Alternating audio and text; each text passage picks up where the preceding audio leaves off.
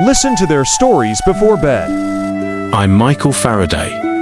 I was born on September 22nd, 1791, in a blacksmith shop in Surrey, England. My father, James, was a kind man, but his hammering hands never quite mastered the trade our table often went empty. At 10, my mother Mary sent me to a village school, but only for 2 years. Not because she didn't want to, but because we couldn't afford it. On the day I left at 12, I squatted outside the smithy, watching my father strike iron, sparks stinging my face. And I thought, what if I could know why stars shine, why water freezes? What if I could understand the world? Fate came slowly, but it came sure. At 14, I became an apprentice bookbinder in Blandford Street. Binding books let me touch knowledge for the first time. The volumes I pasted and stitched natural philosophy, conversations on chemistry. They were more than paper and thread. I bound by day, read by night, by candlelight. The shopkeeper called me a fool, a binder with his nose in books, he'd scoff. But he didn't know. When I flipped open Humphrey Davies's Elements of Chemical Philosophy, my hands shook. Here was the secret of lightning, of air split into elements, of a world built of puzzles waiting to be solved. Winter 1812, I did something foolish. I took notes from every lecture Davy gave at the Royal Institution, scribbling 600 pages of questions and wonder, and sent them to him. 3 months later, a reply arrived, ink still fresh.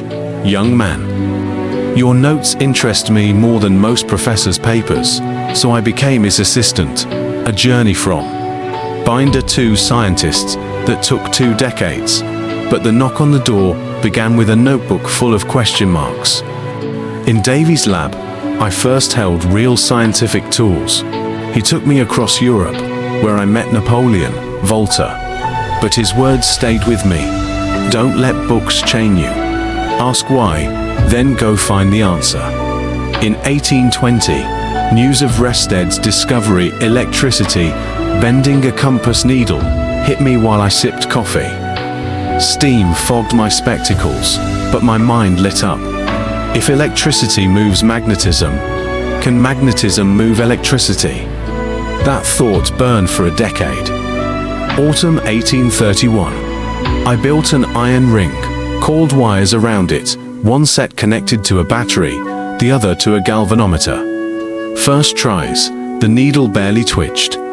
I fiddled, rewound 300 turns, held my breath, and flipped the switch. The needle snapped sideways, then crept back. I ran shouting for my assistant, "Look!" That night, I wrote, "A changing magnetic field creates current. Perhaps an invisible force, like a river, wraps around charges." Later, they'd call it field lines, but I knew they were just the footprints of electricity in space. I did more, liquefied chlorine, proved charge conservation, even lit a lab lamp with my first generator. But what settled my soul was writing in on the magnetic field lines. Science belongs not to a few, but to all. It is the birthright of curiosity. I turned down knighthood. To me, the difference between a binder and a lord meant less than the difference between I wonder and I don't care. The most important thing I did? That 1831 autumn, not discovering electromagnetism, proving that any observer, willing to ask, can touch the universe's rules. Science isn't a genius's game. It's a staircase built of whys. My greatest strength? Staying the ignorant one. I stank at math, had friends crunch numbers for me. Struggled with theories, so I drew field lines, built models. Admitting I didn't know made me eager to test. Truth doesn't hide from the unlearned. My flaw? Stubbornness. I chased electromagnetism, ignoring almost everything else. Clung to my ideas, slow to listen. Then Maxwell used math to finish my work, and I saw science needs imagination and rigor. I nearly let my love of doing overshadow thinking. If I could say one thing to those coming after, Don't fear useless questions. When I squinted at chemical dialogues as a binder, who saw it would spark the electric light? Don't fear impossible. I failed 1,000 times, but each failure whispered, try again. You're almost there. And above all, stay curious.